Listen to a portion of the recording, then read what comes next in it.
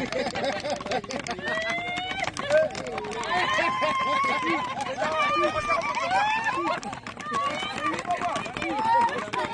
good afternoon and welcome back to Havana Media. My name is Boniface Owino and I'm going to be your host as usual. Now, we have got two top stories here.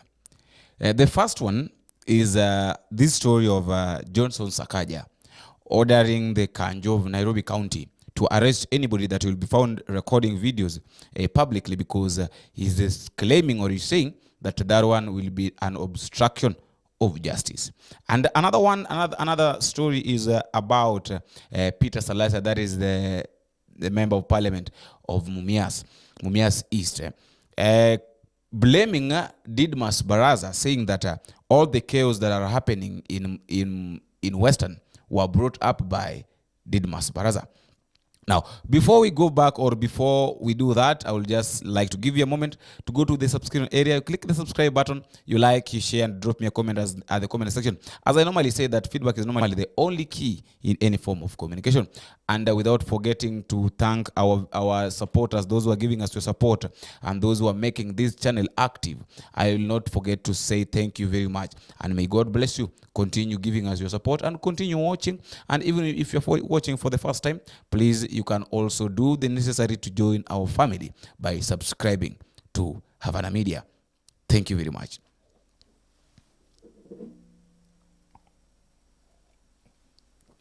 Now, back to our topic. Let us start with this issue of Johnson Sakaja, that is the governor of Nairobi County. These words that he said concerning the issue of Kanjos and the people that are cloud chasing. I wanted to listen to him. Question to ask: is it really true that in Kenya recording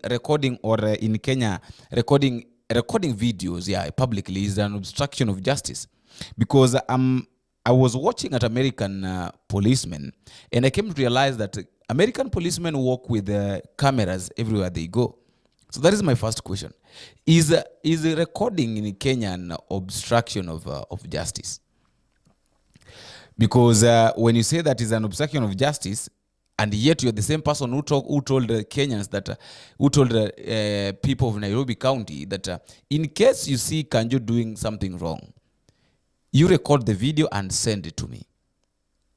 Or is it that now when the Kanjo are doing something wrong and they need to be put publicly, or maybe the things that they are doing need to be known publicly, it's now an obstruction of justice. But now when you want people to record good things that you're doing. Like, let's say, for instance, the other day we saw him going to give something like, I don't know, it was a million or it was a quite amount of money that he gave the security guard during their launching, when the security guards were being, the farm of security was being launched, whereby they were claiming that they call for a meeting and there will be an election of new court chairperson. So Atwoli should also be very careful there. That is the moment now that Sakaja wants videos to be recorded when he's doing good things. But now when these people are doing wrong things, they don't need to be recorded and they don't need to be posted. There's a woman who was kicked, whose stomach was kicked by one of the Kanjos, and the woman was left down there in pain. No one even cared about it, and they went their way. So that are the things that Sakaja wants to be published, but now the things that are wrong should not be published. I don't know what to think about that case of Sakaja. Is it true that recording in Kenya is an obstruction of justice or not? And if Sakaja goes on like this, there's a high possibility of him losing this seat coming 2027 to either Babu Win or any other person, or even Tim Wanyonyi. Anybody that will come up and say that he wants to be the governor of Nairobi County, Sakaja will be a one-term governor if he's not careful. Now, going to our story number two. Story number two I've told you is about Peter Salasia. Yesterday, Peter Salasia met with DIDMUS BARASA and Papa Waroma. When I talk about Papa Waroma, I think the people of Western understands him so much. That is Papa Wetangula, the person that is on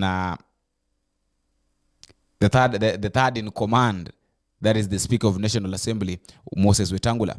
Now, there is something that Peter Salasia said, and he told DIDMUS BARASA that he really caught my attention. That this war and this battle that is in Western was caused by DIDMUS BARASA. And as I was doing some analysis, I came to realize that the war between Natembeya and Wetangula was brought just immediately after DIDMUS BARASA started a quarrel with Eugene Wamalwa. I don't know whether you understand. DIDMUS BARASA started quarreling with his governor. That is Eugene Wamalwa.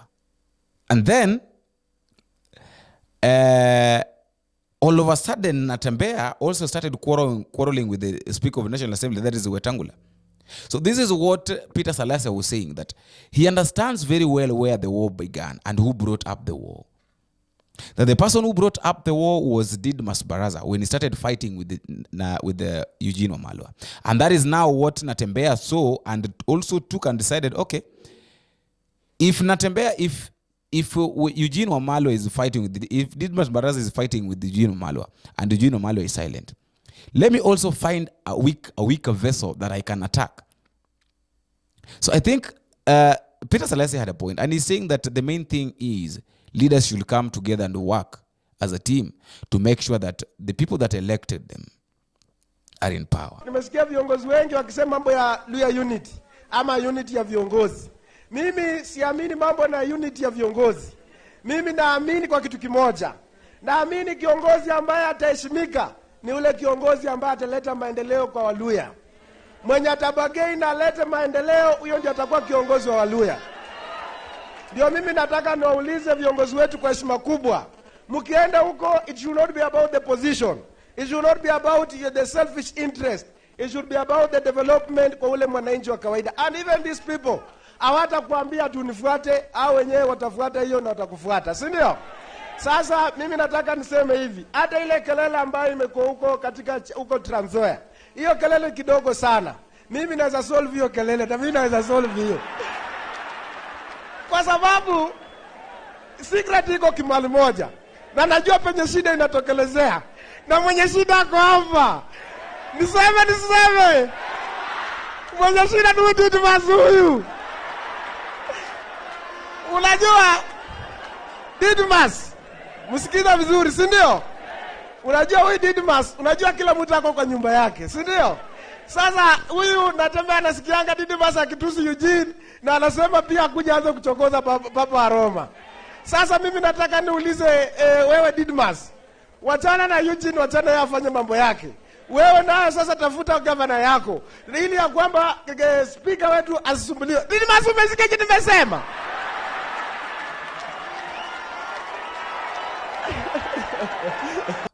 And let me assure you something, that if the people of Western, or maybe there are some people who are thinking that Peter Salasia will be out of power very soon, it will be very difficult. Because seeing the way Peter Salasia is even engaging with little kids like these, he said the way he's behaving with, sometimes I think this guy understands where he came from, and even goes down, he parks the vehicle, the cars and all that escorts, to play with the little kids. Something that there are some leaders who cannot do. So these are the things that, this is one of the ways that this guy is using to win their hearts. Saying very well that the main thing that a leader should do, don't expect people to love you. Do things that will make these people love you. Don't force love from people. Just do your work as a leader, and then these people will just love you automatically. And that is what he's doing. In as much as he makes noise on TikTok, he does his funny things, but this guy really works. So that is why he's encouraging his fellow leaders to work for Kenyans and for the people, so that these people can love them automatically. I don't know what to think about these two videos, but I really wonder what Sakaja said and why he decided to say that concerning recording videos publicly, saying that it's an obstruction of justice. I'll give you time at the comment section so that you can also tell me what you think concerning those our 2 top stories of today. Until we meet again, I have been your host, Boniface Owino. Bye-bye.